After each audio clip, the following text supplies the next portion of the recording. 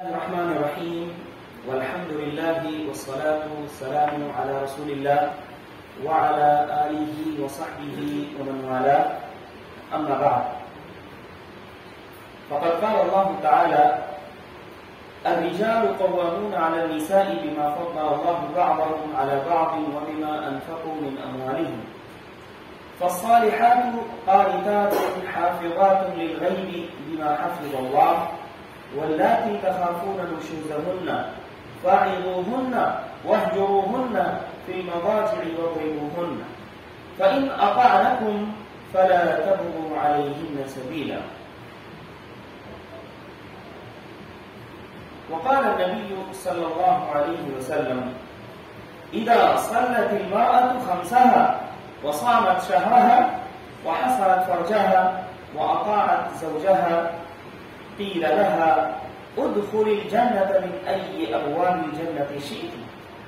صححه الألباني في صحيح الجامع. رب اشرح لي صدري ويسر لي أمري واحلل عقدة من لساني يفقهوا قولي.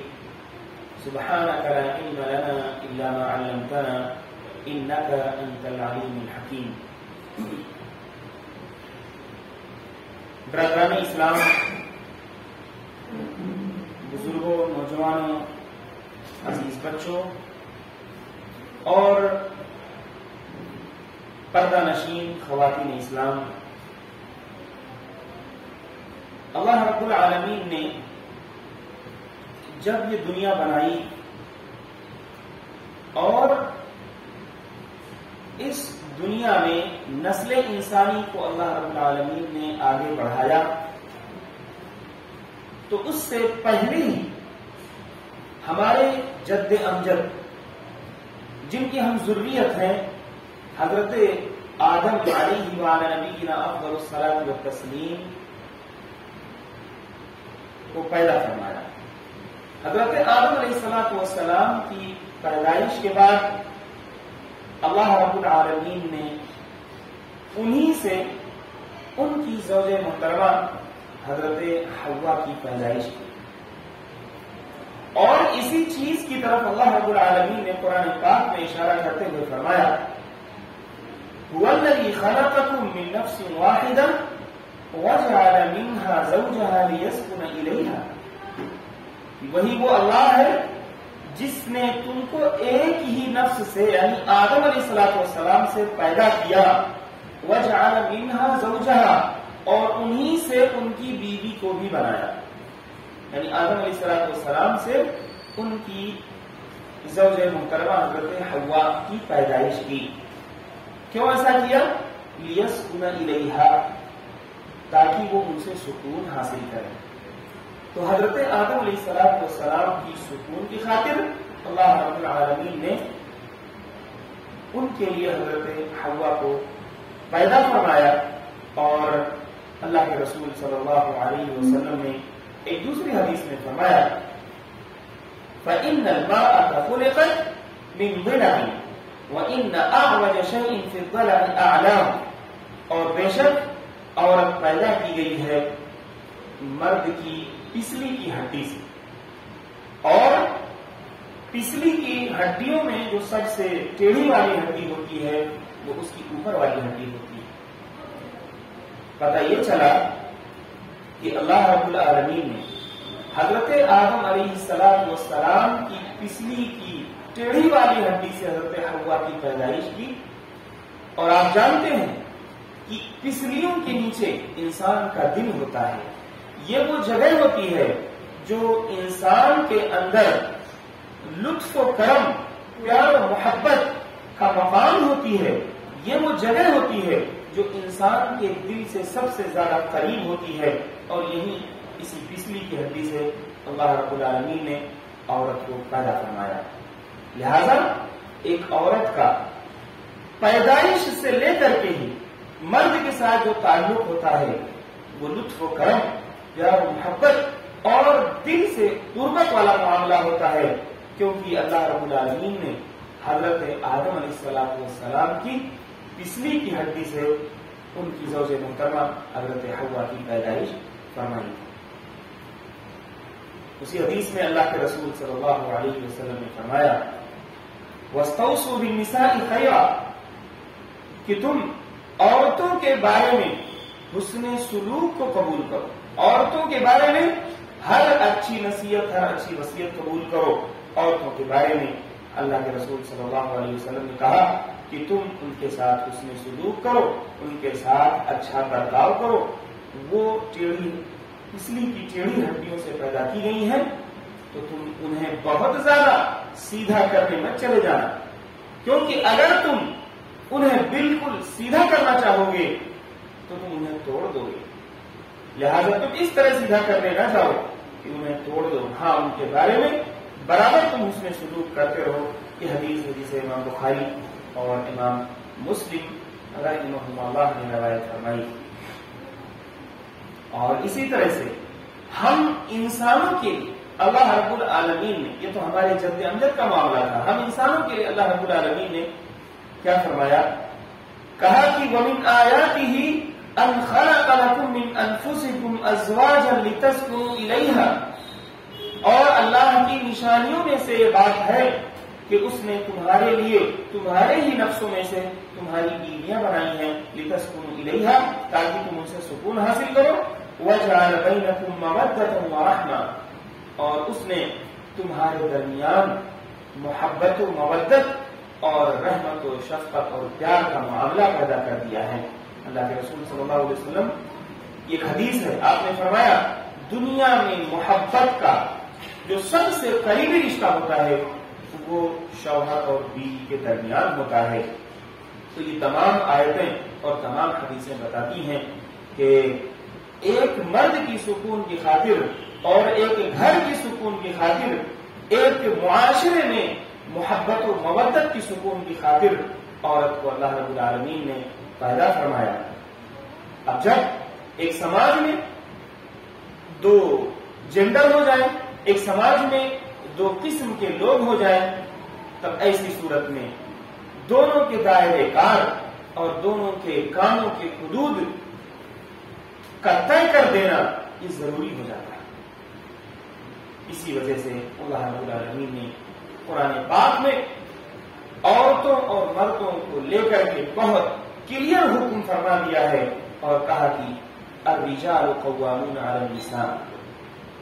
الرجال قوامون علی النساء، مرد یہ عورتوں کے قوام ہیں۔ قوام کے معنی ہوتے ہیں جو کسی چیز کی ذمہ داری اٹھائے، جو کسی چیز کو لے کر کے کھڑا ہو، یعنی وہ چیز اسی وقت صحیح رہ سکتی ہے، کھڑی رہ سکتی ہے جب تک یہ شخص کھڑا ہے۔ قوام کا بعض لوگوں نے ترجمہ کیا الرجال قوامون علی النساء کہ مردوں کو عورتوں کے اوپر حاکم بنایا۔ تو چاہے جس شکل میں بھی آپ اس آیت کا ترجمہ کریں، اللہ رب العالمین نے مردوں کو عورتوں کے اوپر انہیں فضیلت دی ہے اور انہیں حاکم بنایا ہے، ان کا ذمہ دار بنایا ہے۔ وجہ کیا ہے؟ بما فضل اللہ بعضهم علی بعض، اس وجہ سے کہ اللہ رب العالمین نے ان دونوں میں سے ایک کو ایک پر فضیلت دی۔ اللہ رب العالمین نے ایک کو ایک پر فضیلت دی ہے، اسی فضیلت کی بنا پر مردوں کو عورتوں کا جو ہے حاکم بنایا ہے۔ وَبِمَا أَنفَقُوا مِنْ أَمْوَالِهِمْ، اور دوسری وجہ یہ بتائی کہ مرد جو اپنا مال خرچہ کرتے ہیں، اس مال کے خرچ کرنے کی وجہ سے انہیں یہ فضیلت عطا کی گئی ہے کہ انہیں عورتوں پر حاکم بنایا گیا۔ فَالصَّالِحَاتُ قَانِتَاتٌ، اللہ کے رسول صلی اللہ رب العالمین نے فرمایا الصالحات قانتات، نیک بیویاں۔ آپ نے بارہا سنا ہوگا کہ اللہ کے رسول صلی اللہ علیہ وسلم نے فرمایا کہ الدنیا کلھا متاع، یہ دنیا پوری کی پوری ایک ساز و سامان ہے، فائدے کی چیز ہے۔ وخیر متاع الدنیا المرأة الصالحہ، اور اس دنیا کے ساز و سامان میں، اس دنیا کی زندگی میں فائدے مند جتنی چیزیں ہیں ان میں سب سے زیادہ اچھی چیز وخیر متاع الدنیا، دنیا کی فائدے مند چیزوں میں سے سب سے خیر والی، سب سے بہتر والی چیز کیا ہے؟ المرأة الصالحہ، ایک نیک بیوی۔ اگر ہمارے ذہنوں میں بات آتی ہے کہ یہ المرأة الصالحہ کہتے کسے ہیں، نیک بیوی ہوتی کون ہے؟ اللہ تعالیٰ فرماتا ہے فالصالحات قانتات، نیک بیویاں وہ ہیں جو قانتات ہوں. اب قانتات کسے کہتے ہیں؟ قانتات کی تفسیر جو سلف سے مروی ہے، سلف میں حضرت عبداللہ ابن عباس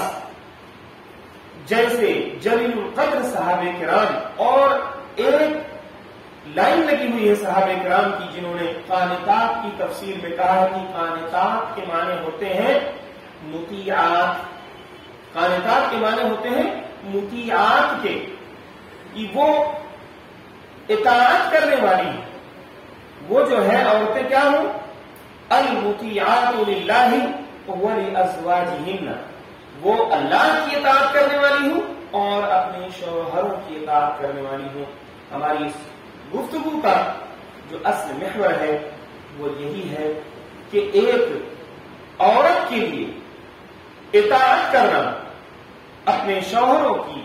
کتنی زیادہ ضروری ہے دین اسلام میں. اللہ رب العالمین نے جہاں ایک طرف فرمایا کہ مرد حاکم ہے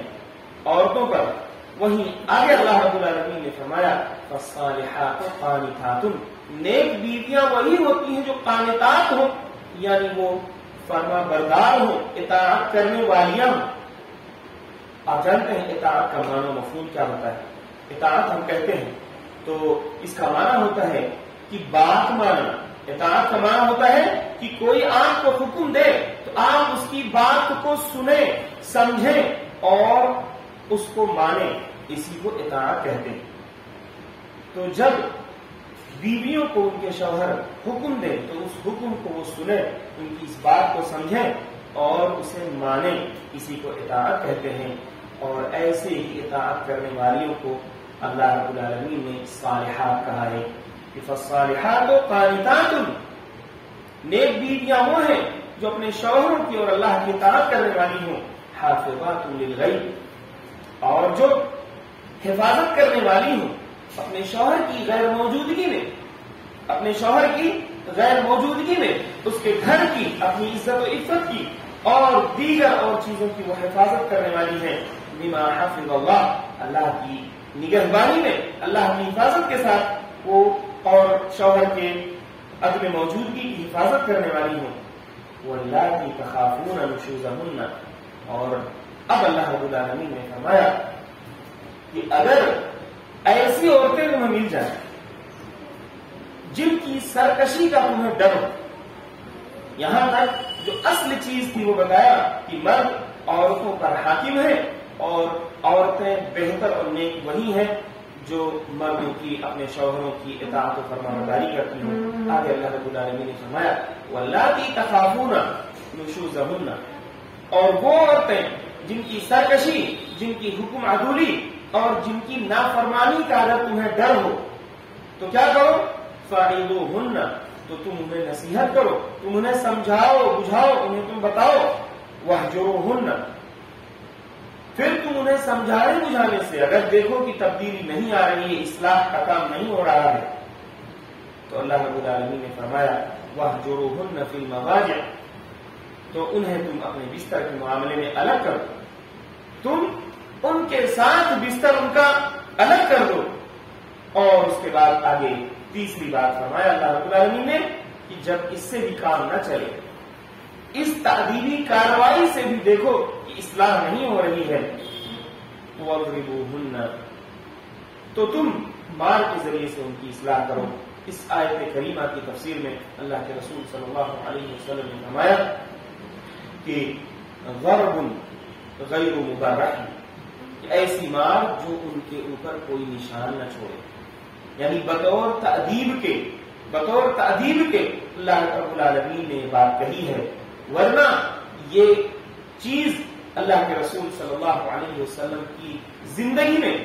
کبھی بھی دیکھنے کو نہیں ملتی ہے. آپ نے فرمایا کہ خیرکم لأہلہ وأنا خیرکم لأہلی، تم میں سے سب سے بہتر وہ شخص ہے جو اپنے اہل و عیال کے لیے بہتر ہو، اور میں اس دنیا میں اپنے اہل و عیال کے لیے سب سے بہتر شخص ہوں. لیکن اللہ کے رسول صلی اللہ علیہ وسلم سے اس قسم کی کارروائی کا کبھی کوئی پتہ نہیں چلتا ہے. لیکن اللہ نے یہ بتایا ہے کہ اگر تم اسٹیپ بائی اسٹیپ مرحلہ وار طریقے سے تم اگر اپنی سرکش بیوی کو سمجھاتے ہو بجھاتے ہو اسی طرح سے آگے بڑھ کر کے بستر الگ کر دیتے ہو اس کے باوجود بھی کوئی تبدیلی نہیں آتی ہے تو مار کی کارروائی کا تمہیں حق ہے. اور اس کے بعد اللہ نے فرمایا فَإِنْ أَطَعْنَكُمْ لیکن اگر وہ تمہاری اطاعت کر لیں یعنی تمہاری بات کو مان لے فَلَا تَبْغُوا عَلَيْهِنَّ سَبِيلًا تو تم پھر ان کے اوپر کارروائی کے لیے کوئی راستہ تلاش نہ کرو کوئی سبیل تلاش نہ کرو. ان اللہ کان علیٰ کبیرا بے شک اللہ رب العالمین ہی بلند و برتر اور بڑا ہے. یہ آیت کریمہ 3 وجہوں سے ہمیں بتاتی ہے کہ ایک شوہر کی فرما برداری یا شوہر کی اطاعت یہ عورت کے دین کا حصہ ہے. سب سے پہلے جو میں نے آپ کے سامنے سلف کی تفسیر نقل کی کہ فالصالحات قانتات کہ نیک عورتیں وہ ہوتی ہیں جو اپنے شوہروں کی اطاعت کرتی ہیں. دوسری وجہ اللہ نے فرمایا کہ وہ عورتیں جن کی سرکشی کا تمہیں ڈر ہو تمہیں ایسا محسوس ہو کہ میں کوئی حکم دوں لیکن اس حکم سے وہ حکم عدولی کر جائیں وہ نافرمانی کر جائیں تو اللہ نے فرمایا کہ فاعذوہن تو تم انہیں واضح نصیحت کرو سمجھاؤ. یہ آیت ہمیں بتاتی ہے کہ عورتوں کے اوپر شوہروں کی فرما برداری اور ان کی اطاعت فرض ہے ان کی اطاعت واجب ہے. اور اسی طرح سے اخیر میں فرمایا فَإِنْ أَطَعْنَكُمْ فَلَا تَبْغُوا عَلَيْهِنَّ سَبِيلًا کہ اگر وہ تمہاری اطاعت کر لیں تو پھر تم ان کے اوپر کسی بھی قسم کی کارروائی کا کوئی طریقہ کوئی راستہ نہ ڈھونڈا کرو. تو اس آیت کریمہ سے ہمیں پتہ چلتا ہے کہ ایک شوہر کی اطاعت کرنا یہ اتنا کلیئر اسلام میں حکم ہے کہ اللہ رب العالمین نے اس کے لیے واضح الفاظ میں قرآن پاک میں آیتیں اتاری ہیں اور صحابہ کرام رضوان اللہ علیہم اجمعین نے اس کی تفسیر میں کہا ہے کہ قانتات سے مراد مطیعات ہیں فرما برداری کرنے والی عورتیں مراد ہیں. اور اسی طرح سے اللہ کے رسول صلی اللہ علیہ وسلم نے اطاعت کرنے والی عورت کے بارے میں کتنا بہترین حکم دیا ہے کتنی بہترین خوشخبری سنائی ہے. آپ نے فرمایا صحیح ابن حبان کی روایت ہے حضرت ابو ہریرہ رضی اللہ تعالی عنہ راوی حدیث ہے آپ نے فرمایا اذا صلت المرأة خمسها جب عورت اپنی 5 نمازیں پڑھ لے جب عورت اپنی 5 نمازیں ادا کرتی رہے وصامت شہرہا اور اپنے 1 مہینے کا روزہ رکھتی رہے یعنی رمضان المبارک کا مہینہ آئے تو اس کا روزہ بھی رکھے وحسنت فرجہا اور وہ اپنے شرمگاہ کی حفاظت کرے وہ پاک دامن عورت ہو صوم و صلاۃ کی پابند ہو پاک دامن ہو وہ اطاعت زوجہا اور ساتھ ہی ساتھ یہ بھی ملا دیا کہ وہ اپنے شوہر کی فرما بردار ہو. قیل لہا تو ایسی عورت سے کہا جائے گا ادخلی الجنۃ من ای ابواب الجنۃ شئت کہ تو جنت میں داخل ہو جا جنت کے جس بھی دروازے سے چاہے تو اس دروازے سے داخل ہو جا. میرے بھائیوں یہ حکم یہ جو خوشخبری اللہ کے رسول صلی اللہ علیہ وسلم نے عورت کو دی ہے آپ دیکھ رہے ہیں کہ نماز روزہ پاک دامنی یہ اتنی اہم چیزیں ہیں ان کے ساتھ میں ملایا شوہر کی فرما برداری. اگر عورت جو ہے نماز روزہ کرتی ہے پاک دامن ہے اور اسی طرح سے شوہر کی اطاعت کرتی ہے شوہر کی بات مانتی ہے تو اسے کہا جائے گا کہ وہ جنت میں جس دروازے سے چاہے داخل ہو جائے. یہاں سے بھی پتہ چلتا ہے کہ ایک خاوند کی فرما برداری کرنا شوہر کی فرما برداری کرنا اس کی بات ماننا یہ دراصل عورت کی دینی فریضے میں سے ہے. جب اللہ رب العالمین جب اللہ کے رسول صلی اللہ علیہ وسلم صوم و صلاۃ کا ذکر کریں اور ساتھ میں شوہر کی فرما برداری کا ذکر کریں تو یہ صاف اور کھلا حکم ہے کہ شوہر کی فرما برداری یہ کوئی محض ایک سماجی تانا بانا درست رکھنے کے لیے نہیں حکم دیا جا رہا ہے. جب اللہ کے رسول صلی اللہ علیہ وسلم شوہر کی فرما برداری پر جنت کی ضمانت لیتے ہوں تو یہ اس بات کی دلیل ہے کہ شوہر کی فرما برداری یہ دین کا حصہ ہے اور اس میں کوئی محض سماجی تانا بانا درست رکھنے کے لیے نہیں کہا جا رہا ہے، بلکہ یہ اللہ کا حکم ہے کہ عورت جو ہے اپنے شوہر کی فرما برداری کرے۔ اور اسی طرح سے بات صرف فرما برداری کی حد تک نہیں ہے، کیونکہ ایک روبوٹ بھی اگر آپ کے کمانڈ پہ کچھ کام کرتا ہے اور آپ جو بھی کچھ اس کو حکم دیتے ہیں اگر وہ مانتا ہے تو وہ بھی آپ کا فرما بردار ہے۔ بات یہاں میرے بھائیوں صرف اور صرف بات ماننے کی حد تک نہیں ہے، بلکہ شوہر کے جو حقوق ہیں، شوہر کے جو حقوق ہیں جسے اللہ رب العالمین نے قرآن پاک میں ارشاد فرمایا کہ وَلِلرِّجَالِ عَلَيْهِنَّ دَرَجَةٌ، کہ مردوں کو عورتوں کے اوپر ایک فضیلت کا درجہ حاصل ہے۔ تو بات صرف فرما برداری کی حد تک نہیں ہے کہ انہوں نے حکم دیا آپ کرتے رہیں اور آپ کہیں کہ جو آپ مجھے حکم دے میں اسی کی پابند ہوں۔ صرف اس طرح سے اتنی پابندی نہیں ہے، بلکہ بات اس سے بھی آگے کی ہے، بات اس سے بھی آگے کی ہے۔ ابن ماجہ میں ایک روایت ہے، حضرت معاذ بن جبل رضی اللہ تعالی عنہ جب وہ شام سے نبی کریم صلی اللہ علیہ وسلم کے پاس آئے تو وہاں انہوں نے ملک شام میں عیسائیوں کو دیکھا کہ وہ اپنے دھرم گروؤں کا کیسے سجدہ کرتے ہیں، اور دیکھا کہ ان کے جو مذہبی پیشوا ہوتے ہیں ان کے لیے وہ دھرم سے سجدے میں گر جاتے ہیں۔ تو جب وہ اللہ کے رسول صلی اللہ علیہ وسلم کے پاس آئے تو انہوں نے دیکھا تو انہوں نے سوچا کہ اللہ کے نبی صلی اللہ علیہ وسلم ہمارے لیے اس دنیا میں سب سے اہم ہے، تو انہوں نے اللہ کے نبی صلی اللہ علیہ وسلم کو سجدہ کرنا چاہا تو آپ نے ان کو منع فرما دیا، کہا کہ ما ھذا یا معاذ،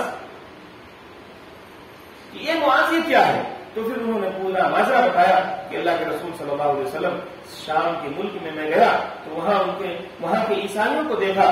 کہ وہ لوگ ایسا کرتے ہیں، تو اللہ کے رسول صلی اللہ علیہ وسلم میرے دل میں خواہش آئی کہ میں یہ سجدہ آپ کو کر لوں، تو آپ نے فرمایا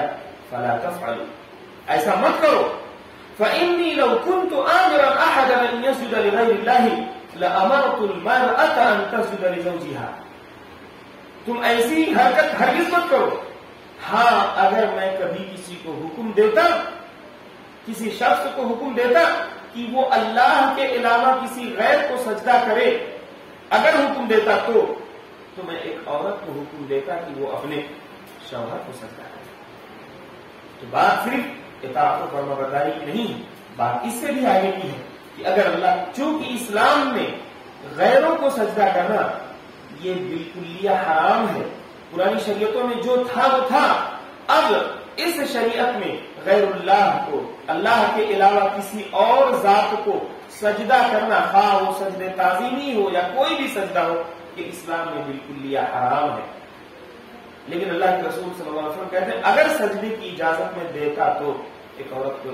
حکم دیتا کہ وہ اپنے شوہر کو سجدہ کرے، شوہر کی فضیلت کی وجہ سے، اس کے اوپر شوہر کے جو حقوق ہیں ان چیزوں کو دیکھتے ہوئے اللہ کے رسول صلی اللہ علیہ وسلم فرماتے ہیں، آگے آپ کہتے ہیں والذی نفس محمد بیدہ لا تؤدی المرأة حق ربها حتى تؤدی حق زوجها، قسم ہے اس ذات کی جس کے ہاتھ میں محمد کی جان ہے، کوئی عورت اپنے رب کا حق ادا نہیں کر سکتی ہے، اپنے رب یعنی اللہ رب العالمین کا حق ادا نہیں کر سکتی ہے جب تک کہ وہ اپنے شوہر کا حق نہ ادا کر دے۔ میرے بھائیوں، اس حدیث سے زیادہ کلیئر اور واضح کوئی اور حدیث ہو سکتی ہے جو یہ بتائے کہ شوہر کا حق اللہ رب العالمین نے اپنے حق کے ساتھ ملا دیا، کہ اگر کوئی عورت اپنے شوہر کا حق ادا کرتی ہے تبھی وہ اللہ رب العالمین کا حق ادا کر سکتی ہے۔ کوئی شوہر خواہ کتنی نیک ہو، کتنی پاک باز ہو، کتنی پڑھی لکھی کیوں نہ ہو، اور کتنی صوم و صلاۃ کی پابند ہو، اور اسی طرح سے اپنے تمام حقوق کی ادائیگی میں بہت اچھی ہو، لیکن وہ اگر اپنے شوہر کی اطاعت و فرما برداری کا حق ادا کرنے میں اگر وہ کوتاہ ہے تو دراصل وہ اپنے تمام معاملات میں کوتاہ ہے، اگرچہ وہ اللہ کے ساتھ اپنے تمام معاملات کتنا ہی درست کیوں نہ رکھتی ہو، لیکن اگر شوہر کی اطاعت و فرما برداری میں اس سے کوتاہی ہو رہی ہے تو سمجھیے کہ اللہ رب العالمین کے معاملات میں بھی اس سے کوتاہی ہو رہی ہے، کیونکہ اللہ تعالیٰ نے اپنے حق کو باندھ رکھا ہے شوہر کے حق کے ساتھ، تو ضرورت اس بات کی ہے کہ ہم اپنے اللہ رب العالمین کے معاملات کو ادا کرتے ہوئے شوہروں کے حقوق کو بھی ادا کرتے رہیں، اور یہ سمجھیں کہ شوہروں کے حقوق ادا کرنا یہ ہمارا دینی فریضہ ہے، اور شوہر کی اطاعت کرنا یہ ایک دینی فریضہ ہے۔ یہ کوئی محض ایک سماجی بات یا کوئی محض ایک نصیحت کی بات نہیں ہے، بلکہ اس سے ہمارا دین جڑا ہوا ہے۔ اور اسی طرح سے آپ دیکھتے ہیں کہ جب ایک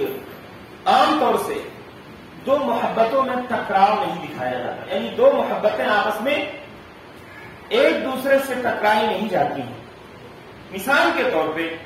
کوئی کہے کہ آپ اپنی بیوی سے زیادہ محبت کرتے ہیں کہ آپ اپنی ماں سے زیادہ محبت کرتے ہیں، کوئی کہے کہ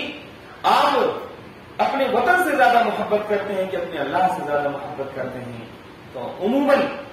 میرے بھائیوں محبتوں میں ٹکراؤ نہیں دکھایا جاتا۔ ہر کسی سے محبت کا الگ الگ دائرہ کار ہوتا ہے،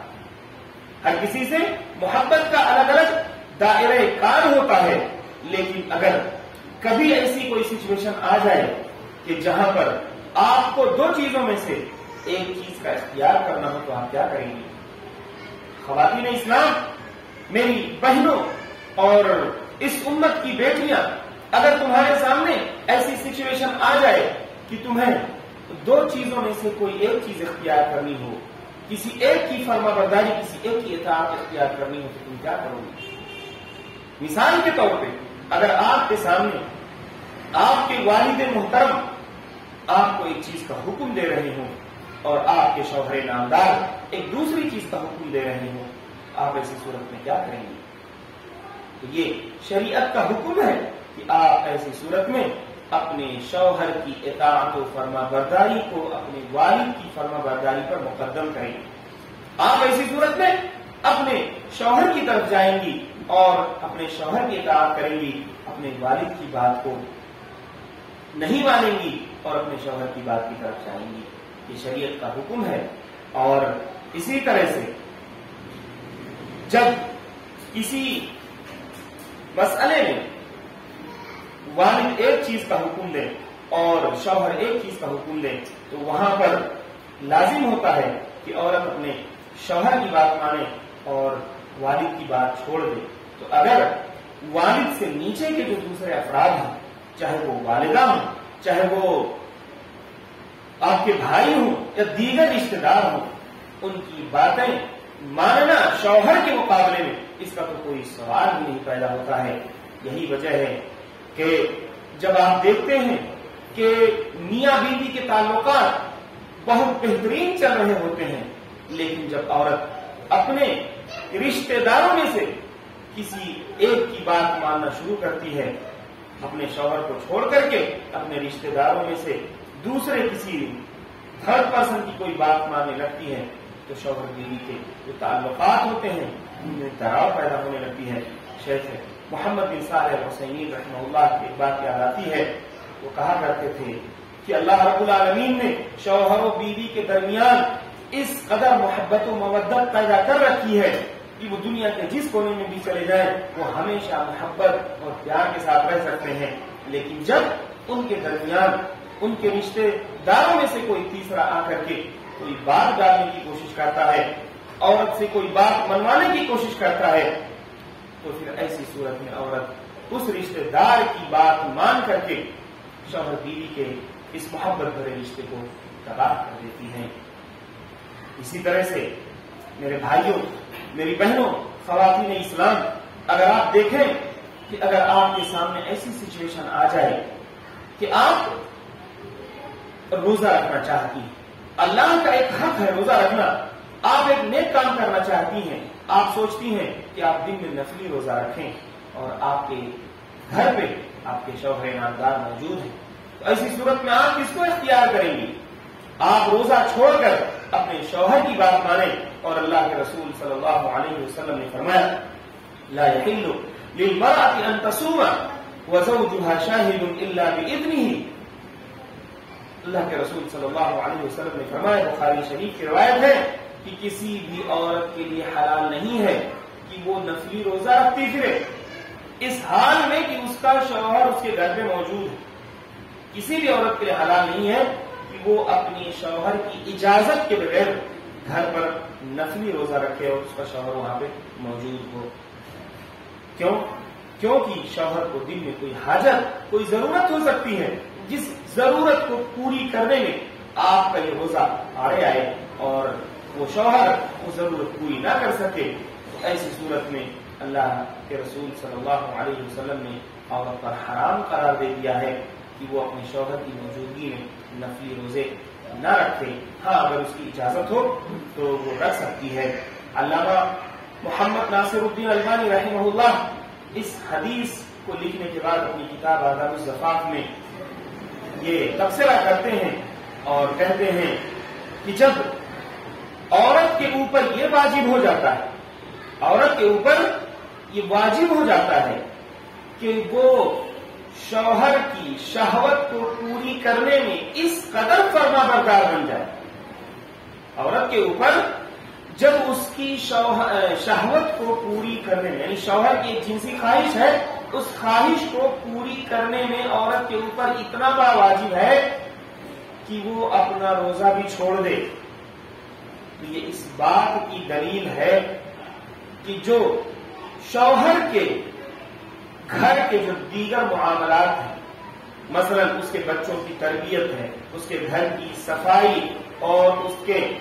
اہل خاندان کے بارے میں جو اس کے حقوق ہیں، تو وہ بھی واجب ہو جاتے ہیں. یعنی شہوت، علامہ البانی رحمہ اللہ کا کہنا ہے کہ شہوت جیسی چھوٹی چیز اگر اس کی بھرپائی کے لیے عورت کے اوپر اتنا بڑا واجب ہے کہ وہ روزے نہ رکھے، تو اسی طرح سے شوہر کے جو دیگر بڑے معاملات ہیں، مثلا اس کے بچوں کی تربیت کرنا، اس کے گھر کی صاف صفائی اور جو دیگر اہم شوہر سے جڑے ہوئے کام ہیں، یہ تو بدرجے اولا واجب ہو جاتا ہے. یہ علامہ البانی رحمہ اللہ نے ایک بہت ہی اہم نقطہ اس میں اٹھایا ہے. اور اسی طرح سے میرے بھائیوں اور میری بہنوں، امت اسلامیہ کی پردہ نشین خواتین، اگر آپ دیکھیں کہ شوہر کی اطاعت ایک خاص مرحلے میں، جب شوہر اپنی بیوی کو بستر پر بلائے تو ایسی صورت میں اس کی اس بات کو ماننا اور اس کی فرما برداری کرنا، اس کی اطاعت کرنا اور زیادہ واجب ہو جاتا ہے اور زیادہ اہم ہو جاتا ہے. اللہ کے رسول صلی اللہ علیہ وسلم نے فرمایا کہ اذا دعا الرجل امرأته الى فراشه فلم تأته فبات غضبان عليها لعنتها الملائكة حتى تصبح وفي رواية أو حتى ترجع وفي رواية أخرى حتى يرضى عنها. رواه البخاري ومسلم. اللہ کے رسول صلی اللہ علیہ وسلم نے فرمایا، بخاری اور مسلم کی روایت ہے کہ جب تم میں سے کوئی بھی شخص اپنی بیوی کو اپنے بستر پر بلائے، کوئی شخص اپنی بیوی کو کسی بھی وقت شہوت کی خاطر اپنی ہم بستری کے لیے، جماع کے لیے اپنے بستر پر بلائے اور وہ نہ آئے، تو آپ صلی اللہ علیہ وسلم نے فرمایا کہ اس کے نہ آنے کی وجہ سے شوہر غصے میں ہی سو جائے تو فرشتے اس عورت پر لعنت کرتے رہتے ہیں، یہاں تک لعنت کرتے رہتے ہیں حتیٰ تصبح، یہاں تک لعنت کرتے رہتے ہیں کہ جب تک صبح نہ ہو جائے. یعنی وہ پوری رات اس عورت پہ لعنت والی رات ہوتی. کیوں؟ کیونکہ اس نے اپنے شوہر کے ایک حکم کی نافرمانی کی، اور وہ حکم جو زن و شوہر کے تعلقات ہوتے ہیں، بیوی شوہر کے جو تعلقات ہوتے ہیں، اس میں جو سب سے اہم تعلق ہوتا ہے، اس تعلق میں اس کی نافرمانی ہوئی ہے، تو ایسی صورت میں اس پر فرشتے رات بھر لعنت کرتے رہتے ہیں. ایک دوسری روایت میں آیا ہے کہ فرشتے اس عورت پر اس وقت تک لعنت کرتے رہتے ہیں جب تک کہ وہ واپس اپنے شوہر کے پاس نہ لوٹ آئے. اور ایک تیسری روایت میں آیا ہے کہ جب تک وہ شوہر اس عورت سے راضی نہ ہو جائے. اس کا مطلب یہ ہوا کہ اگر کوئی عورت اپنے شوہر کی اس بات کو ٹھکراتی ہے، وہ اس کو اپنے بستر پہ بلائے تو اس کو اگر ٹھکراتی ہے، نہیں مانتی ہے، تو اس پر اتنی دیر تک لعنت ہوتی رہتی ہے جب تک کہ شوہر راضی نہ ہو جائے. ممکن ہے 1 دن 2 دن 3 دن اور کئی دن بھی ہو سکتے ہیں. لہذا ہمیں اس چیز کو سمجھنا چاہیے کہ ہم اپنی راتوں کو بے برکتی والی لعنت والی راتیں بنائیں، یا ہم اپنے شوہر کے ساتھ پیار محبت اور مودت کی زندگی گزاریں. اور ایک روایت میں آتا ہے کہ اللہ رب العالمین ایسی عورت پہ ناراض رہتا ہے تو اللہ رب العالمین کی ناراضگی زیادہ اشد ہے، زیادہ سخت ہے فرشتوں کی لعنت سے. تو میری بہنوں، خواتین اسلام، آپ اس نقطے کو غور کریں، اس نقطے کو سوچیں کہ جہاں فرشتوں کی لعنت اور فرشتوں کی لعنت سے بڑھ کر کے اللہ رب العالمین کا غیظ و غضب نازل ہوتا ہو، وہ کتنی خطرناک حالت ہے ایک بیوی کے لیے. وہ اپنے شوہر کی ایک خاص حالت میں نافرمانی کرے اور اس کی بات ماننے سے انکار کرے. اور اسی طرح سے جو ہے ایک عورت کے بارے میں سب سے اچھا جو تصور اللہ کے رسول صلی اللہ علیہ وسلم نے فرمایا کہ ایک عورت، ایک بیوی اپنے شوہر کے لیے سب سے اچھی کیسے ہو سکتی ہے. اللہ کے رسول صلی اللہ علیہ وسلم نے ایک خاتون کسی حاجت کے لیے آپ کے پاس آئیں تو ان خاتون کے بارے میں اللہ کے رسول صلی اللہ علیہ وسلم نے سوال کیا کہ کیا یہ عورت شوہر والی ہے؟ تو آپ سے بتایا گیا کہ ہاں یہ شوہر والی ہیں. آپ نے اس خاتون سے کہا کہ فانظری این انت منہ، فانظری این انت منہ، تم دیکھ لو، غور کر لو تمہاری پوزیشن تمہارے شوہر کے ساتھ کیا ہے، تمہاری حالت تمہارے شوہر کے ساتھ کیا ہے. آپ نے فرمایا کہ فإنما هو جنتک ونارک، جان لو کہ تمہارے شوہر ہی تمہارے لیے تمہاری جنت ہے اور تمہارے شوہر ہی تمہارے لیے تمہاری جہنم ہے. یعنی اگر تم ان کی اطاعت و فرما برداری کرتی ہو، ان کی ہر بات مانتی ہو، تو ایسی صورت میں وہ شوہر تمہارے لیے جنت ہے. لیکن اگر تم سرکشی کرتی ہو، ان کی نافرمانی کرتی ہو، تو وہ شوہر تمہارے لیے جہنم کا سبب بن جائے گا. میرے بھائیوں، آپ بھی اس مسئلے پہ غور کریں کہ یہاں پہ شوہر کی جو اطاعت ہوتی ہے وہ اطاعت، وہ اندھی اطاعت نہیں ہوتی. یہ بھی نقطہ ہمارے ذہنوں میں رہے کہ شوہر کی اطاعت اندھی اطاعت نہیں ہوتی ہے کہ شوہر عورت کو جہاں چاہے آگ جلا کر کے اس میں چاہے ڈھکیل دے اور عورت کو ماننا لازم نہیں. میرے بھائی، شوہر کے لیے یہ بھی لازم نہیں ہے شوہر کی ایسی اطاعت کہ جہاں کوئی شوہر کسی عورت کو بت پرستی پہ ابھارے، کوئی شرک و بدعت کرنے کو اس کو مجبور کرے. ایسی صورت میں اس کی اطاعت لازم نہیں ہے. کوئی شوہر اگر کسی عورت کو باہر جو ہے بے پردہ ہو کر گھومنے کے لیے اگر حکم دے تو ایسے شوہر کو اس شوہر کی اطاعت بھی لازم نہیں ہے. تو شوہر کی اطاعت کا یہ مطلب نہیں ہوتا ہے کہ وہ عورت اس کی اندھی اطاعت کرے. اللہ کے رسول صلی اللہ علیہ وسلم نے انسانوں کی ایک دوسرے انسانوں کی کئی جو اطاعتیں ہوتی ہیں، جو فرما برداریاں ہوتی ہیں، اس کے بارے میں ایک اصول بتایا ہے اور کہا کہ لا طاعۃ لمخلوق فی معصیۃ الخالق، کہ اللہ رب العالمین یعنی خالق کی نافرمانی میں کسی مخلوق کی فرما برداری ضروری نہیں. لا طاعۃ، کوئی فرما برداری ہوگی ہی نہیں اللہ کی نافرمانی کر کسی بھی مخلوق کے لیے آپ کی کوئی فرما برداری نہیں ہوگی اگر آپ اپنے خالق کی نافرمانی کرتے ہیں. یہی قاعدہ یہاں پر بھی لاگو ہوگا کہ ایک عورت اللہ رب العالمین کی نافرمانی کرتے ہوئے اپنے شوہر کی فرما برداری نہ کرے. اگر شوہر اس کو کسی برے کام پہ مجبور کرے، کسی برائی کا حکم دے، بے پردگی کا حکم دے، تو ایسی صورت میں اس کے لیے یہ فرما برداری لازم نہیں. اسی طرح سے ایک اور مسئلہ ہے کہ جب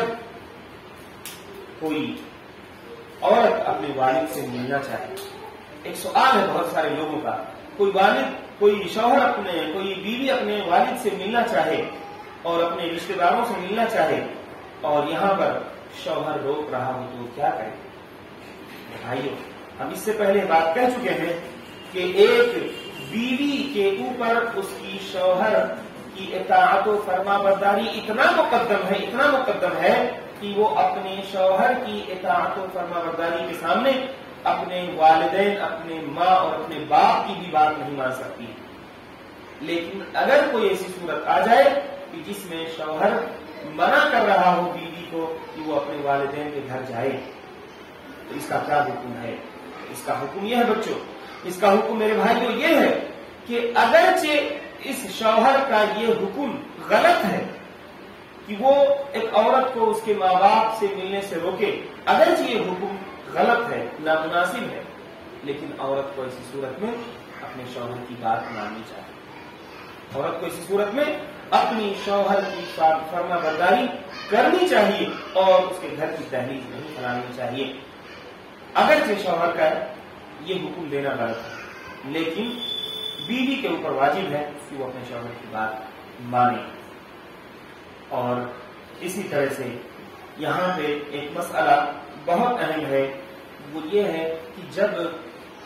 بچیوں کی شادیاں ہونے لگے، ان کے شوہروں سے جو ان کی تعلقات کی استواری کا ابھی آغاز ہونے والا ہو، تو بہت اہم ہوتا ہے کہ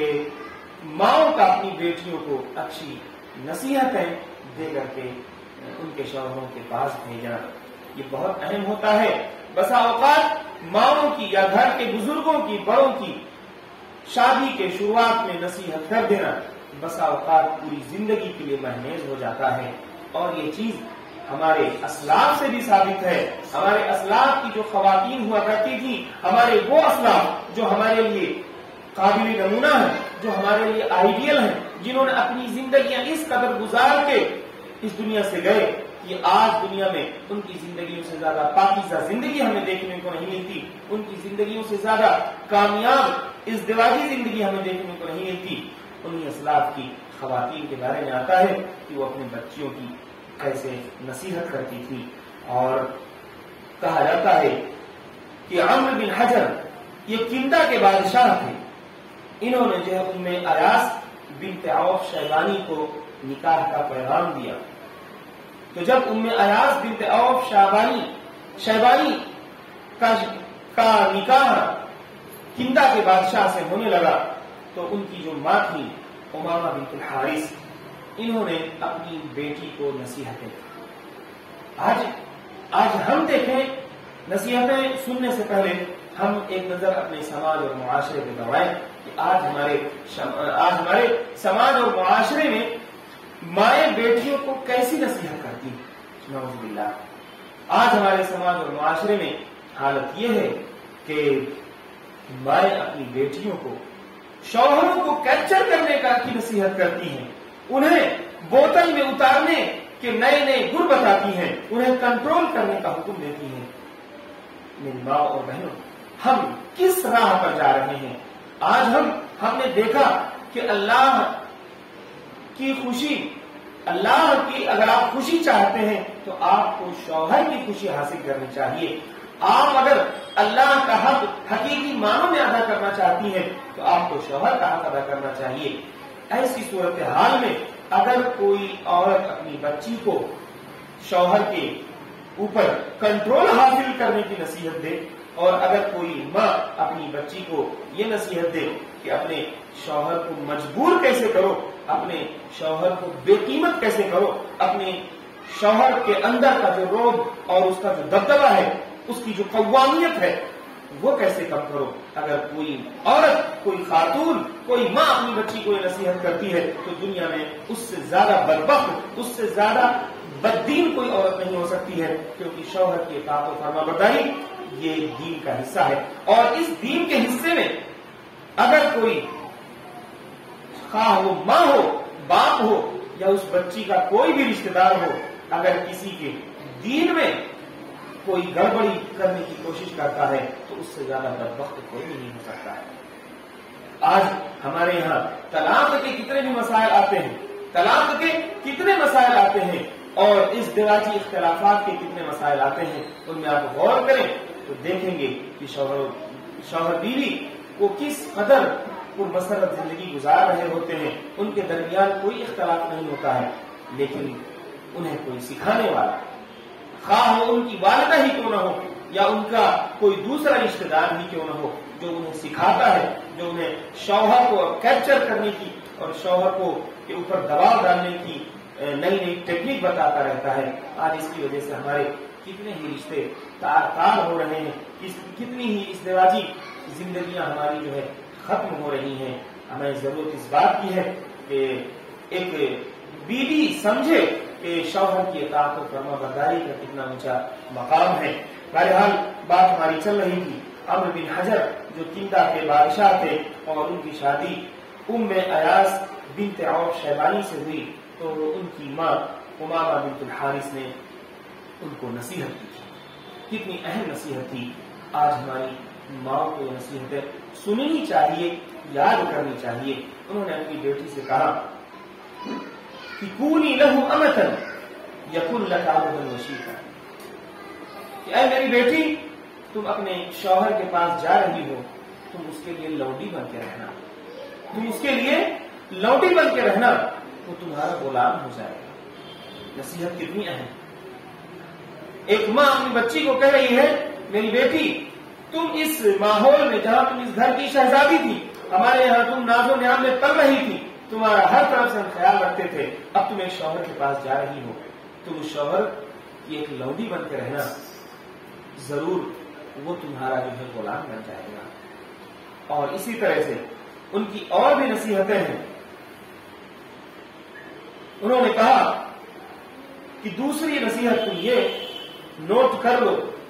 کہ تم ہمیشہ قناعت اور کفایت شعاری کی زندگی گزارنا، اور ہمیشہ اچھے انداز میں ان کی باتوں کو سننا اور ان کی فرما برداری کرنا۔ تیسری اور چوتھی نصیحت فرمایا اور کہا کہ تم ہمیشہ دھیان دیتے رہنا کہ وہ کن چیزوں کو دیکھتے ہیں، کن چیزوں پر ان کی زیادہ توجہ ہوتی ہے، اور انہی چیزوں کی تم بھی نگرانی کرتی رہنا۔ اور اسی طرح سے کہا کہ کبھی بھی تمہارے جسم سے، کبھی بھی تمہارے کپڑوں سے کوئی ایسی بو نہ نکل جائے جو بو ان کو جو ہے ناگوار گزرے۔ پانچویں اور چھٹی نصیحت انہوں نے کہا کہ ان کے سونے اور ان کے کھانے کے اوقات کی رعایت کرنا، ان کے کھانے اور سونے کے وقت کا تم دھیان دینا کہ کس وقت وہ کھانا پسند کرتے ہیں اور کس وقت وہ سونا پسند کرتے ہیں۔ جب وہ کھانے کا ان کا وقت ہو جائے تو کھانا ریڈی ہونا چاہیے، جب ان کی نیند کا اور سونے کا وقت ہو جائے تو تم سارے کام چھوڑ کر کے ان کے سونے کا جو ہے انتظام کرنا۔ اور کبھی بھی تم ان کے غضبناکی کی حالت میں مت سو جانا کہ وہ ابھی ناراض ہے اور تم سو جاؤ، جب تک تم انہیں خوش نہ کر لینا تب تک تم مت سونا۔ اور ساتویں اور آٹھویں نصیحت کی تھی کہ تم ان کے مال کی حائز بن جانا، ان کے مال کی نگہبان تم بن جانا، اور اسی طرح سے ان کی عزت، ان کی حشمت اور ان کے گھر کے جو کچھ ساز و سامان ہیں ان ساز و سامان کی تم مکمل حفاظت کرنا۔ اور نویں اور 10ویں نصیحت کی تھی کہ تم ان کی کسی بھی معاملے کی نافرمانی نہ کرنا، اور نہ ہی کبھی ان کا کوئی راز جو ہے کسی اور کو بتانا۔ اور کہا کہ اگر تم کبھی ان کی کوئی مخالفت کر دو، کبھی تم ان کی کوئی مخالفت کر دو تو جتنا جلدی ہو سکے تم انہیں راضی کر لو۔ یہ واقعہ ہے جو ہمارے اسلاف کی قابل نمونہ جو زندگی گزری ہے اس کی طرف ہلکا سا اشارہ کرتا ہے کہ ان کے یہاں بچیوں کو ان کی مائیں کس طرح نصیحت کرتی تھی کہ اے بیٹی، تو اس کے لیے لوڈی بن جانا، وہ تیرے لیے غلام ہو جائے گا، وہ تیرا غلام بن جائے گا۔ تو یہ نصیحتیں آج ہمیں بھی اپنی بچیوں کو کرنی چاہیے۔ ہم اپنی بچیوں سے ملیں، کتنا بھی ملیں، خواہ ہمارا آنا جانا کتنا بھی جاری رہے، لیکن شوہروں کی فرما برداری کا جو یہ دینی فریضہ ہے، اس فریضے کو کبھی بھی تار کرنے کا حکم نہیں دینا چاہیے۔ اور اسی طرح سے شوہروں کی بھی ذمہ داری ہوتی ہے کہ وہ اپنی بیویوں کی جو حقوق ہیں اسے ادا کریں۔ دراصل یہ شوہر و بیوی کا جو تعلق ہوتا ہے یہ ایک شراکت داری کا، یہ ایک پارٹنرشپ کا تعلق ہوتا ہے کہ بیوی اپنے حقوق ادا کرے، شوہر اپنے حقوق ادا کرے۔ اگرچہ شوہر کو فضیلت حاصل ہے، اگرچہ شوہر کو فضیلت حاصل ہے، لیکن ہمیں چاہیے کہ ہم اپنے سماج اور معاشرے میں ایک ایسا پیار و محبت کا ماحول بنائیں جیسے کہ ایک اللہ کے رسول صلی اللہ علیہ وسلم نے ایک اچھی بیوی کی حالت یہ بتائی تھی کہ سب سے بہتر بیوی وہ ہوتی ہے کہ جب اس کا شوہر اس کو دیکھے تو وہ اس کو خوش کر دے، جب اس کا شوہر اس کو دیکھے تو وہ بیوی اس کو خوش کر دے، یعنی وہ اپنے بناؤ سنگار اور اسی طرح سے اپنے کپڑوں کو اس طرح سے سجا سنوار کے رکھے کہ اس کا شوہر اس کو دیکھے تو وہ خوش ہو جائے۔ یہ اطاعت و فرما برداری سے آگے کی بات ہے۔ اور اسی طرح سے آپ نے فرمایا کہ سب سے بہتر عورت وہ ہے کہ جب شوہر کسی بھی چیز کا اس کو حکم دے تو وہ اس حکم کو فوراً مان جائے، تو یہ بھی سب سے بہتر اور اچھی عورت کی علامت ہوتی ہے۔ اور شوہر و بیوی کا آپس میں جو تعلق ہوتا ہے وہ ایک دوسرے کو ساتھ میں لے کر چلنے کا تعلق ہوتا ہے، لہذا ایسی صورت میں نہ تو شوہر اپنے جو حقوق ہیں ان حقوق کو بنیاد بنا کر بیوی کے اوپر دھوس جمانے کی کوشش کرے، اور نہ ہی بیوی کے لیے حلال ہے کہ وہ جو ہے اپنے شوہر کی نافرمانی کرے، اور اسی طرح سے بیوی بسا اوقات شوہر بننے کی کوشش کرے۔ یہ تو اور بھی زیادہ شناعت اور قباحت والی بات ہے کہ جب دونوں پیمانے بدل جائیں۔ ایک شوہر کو جو اللہ تعالیٰ نے گھر کا قوام اور جو ہے بیوی کا حاکم بنایا ہے، اگر کبھی کسی گھر میں پیمانہ بدل جائے، بیوی ہی قوام بن جائے، تو ایسی صورت میں میرے بھائیوں یہ بہت ہی خطرناک بات ہوتی ہے، اور اس کی جتنی بھی برائی کی جائے، جتنی ہی قباحت بیان کی جائے اتنا کم ہے، کیونکہ دونوں کے لیے الگ الگ حقوق ہیں۔ بیویوں کے بھی حقوق ہیں، اللہ رب العالمین نے فرمایا وَلَهُنَّ مِثْلُ الَّذِي عَلَيْهِنَّ بِالْمَعْرُوفِ، کہ انہیں بھی کچھ حقوق حاصل ہیں جو انہیں معروف طریقے سے ملنا چاہیے۔ وَلِلرِّجَالِ عَلَيْهِنَّ دَرَجَةٌ، اگرچہ مردوں کو عورتوں کے اوپر کچھ درجہ فضیلت حاصل ہے، تو دونوں میں سے ہر کسی کو اپنے اپنے حقوق کی ادائیگی کرنا چاہیے۔ اور اسی طرح سے جب کبھی ایسا محسوس ہو کہ دونوں کے درمیان کوئی اختلاف پیدا ہونے لگا ہے، تو ایسی صورت میں بیوی کو چاہیے کہ وہ اپنے شوہر کے ساتھ ایک مصالحت کر کے، اپنے شوہر کو خوش کر کے اپنے کچھ چیزوں سے تنازل اختیار کر لے، اسی میں اس کے لیے بھلائی ہوتی ہے، اور اسی میں گھر کا جو ماحول ہے وہ ماحول خوبصورت بنا رہتا ہے،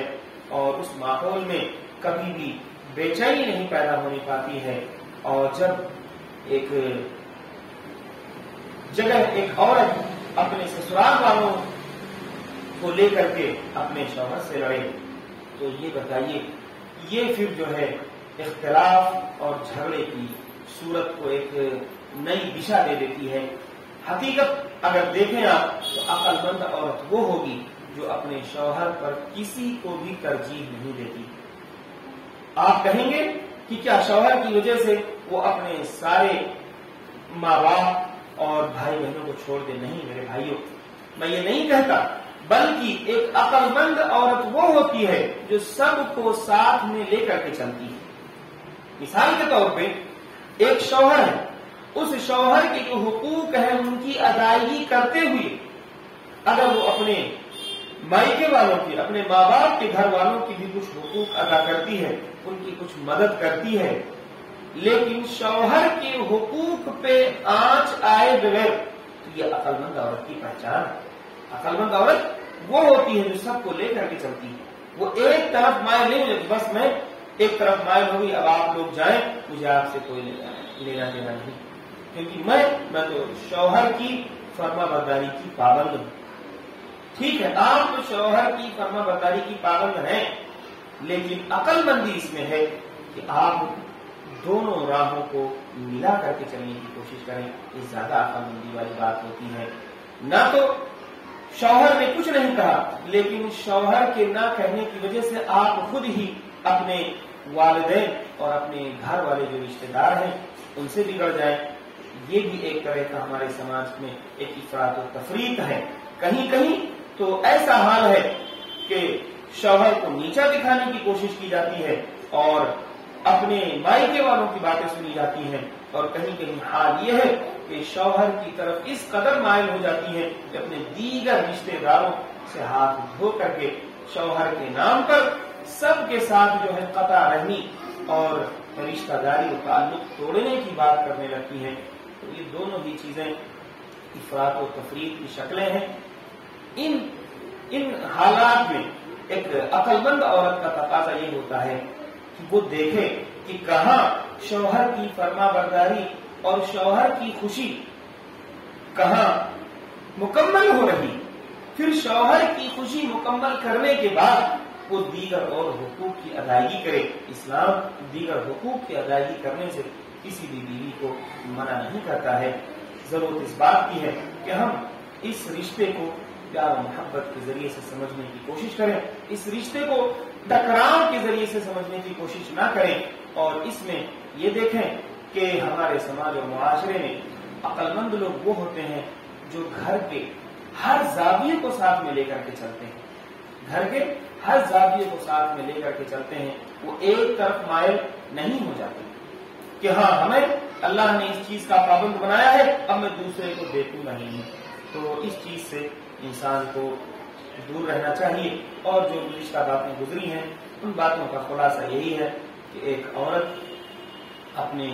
شوہر کی فرما برداری میں ہر وقت تیار ہے۔ حدیث میں تو یہاں تک آتا ہے کہ اذا دعا الرجل زوجته لحاجته فلتأته وان كانت على التنور،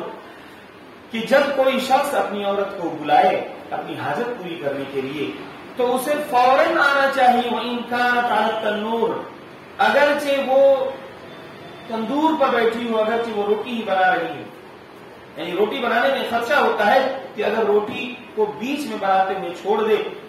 تو وہ روٹی جل سکتی ہے، لیکن اللہ کے رسول صلی اللہ علیہ وسلم نے فرمایا کہ ایسی صورت میں بھی اسے اپنی روٹی آگ پر چھوڑ کر چلا جانا چاہیے تاکہ شوہر کی جو ہے وہ حاجت پوری کر سکے، اس کی اطاعت و فرما برداری میں ہلکا سا بھی حرف نہ آنے پائے۔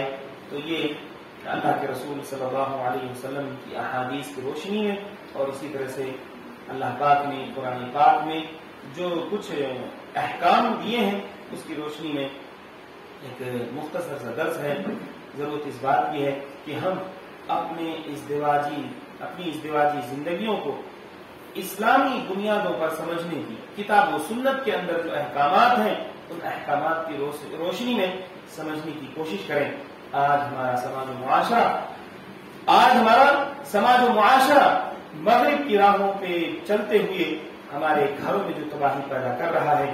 ہم اپنی کھلی آنکھوں سے نظارہ دیکھ رہے ہیں کہ ایک عورت اپنے شوہر کے اوپر سرکشی کر کے وہ باہر جاتی ہے، اور اس کی اجازت کے بغیر باہر جاتی ہے، اس کو ناراض کر کے باہر جاتی ہے۔ حالت تو تب تار ہو جاتی ہے جب ایک عورت باہر جا کر کے نوکری کرتی ہے اور گھر میں اس کا شوہر گھر کے کام کرتا ہے، اور حالت اور زیادہ تار ہو جاتی ہے کہ گھر میں جو عورت کے حقوق ہوا کرتے تھے، بچوں کی تربیت کرنا جو عورت کا اہم کام تھا، ایک نئی نسل جو ہے بنا کر کے لوگوں کو دینا، دنیا کو ایک بہادر اور مضبوط نسل بنا کر کے اچھی تربیت کے ساتھ دنیا کو دینا ایک عورت کا جو کام ہوا کرتا تھا، عورت کو چھوڑ کر باہر نوکریاں کرتی پھرتی ہے، اور شوہر جو ہے گھر کے کام سنبھالتا ہے، اور وہ جو ہے دیگر اور مسائل سے دوچار ہوتا ہے۔ تو ایسی صورت میں